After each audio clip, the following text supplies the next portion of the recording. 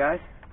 What I thought we would talk about in this quick video is two very simple camp tools that you can make quickly with nothing more than a saw and your knife.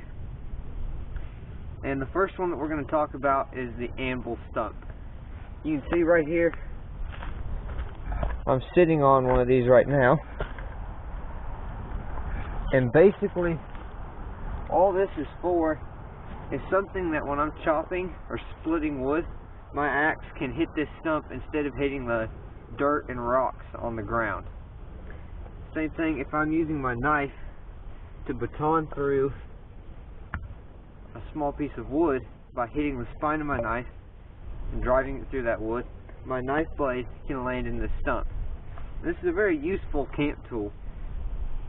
But what if you're traveling through the woods, maybe you're backpacking, and you don't have a large saw to cut a big stump like this, but you still need something that you can baton your knife into a piece of wood and your blade won't hit the dirt. So what you would do then is make a mini anvil. And this is just a thin disc of wood. I didn't have to cut down a whole tree just to get an anvil stump.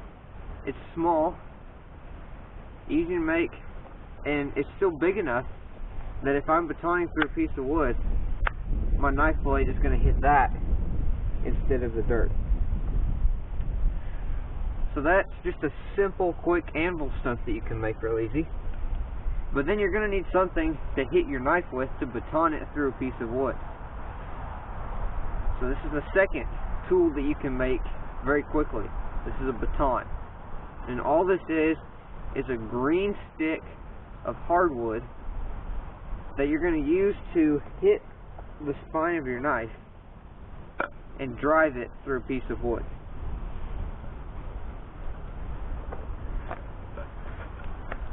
So I'll get this camera adjusted and I'll show you that real quick. We've got our miniature anvil. Here's a piece of wood that we are batoning through.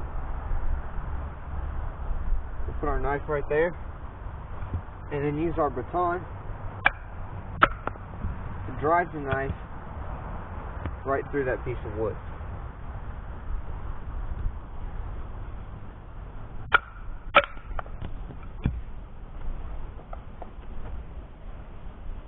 Just a couple quick tips.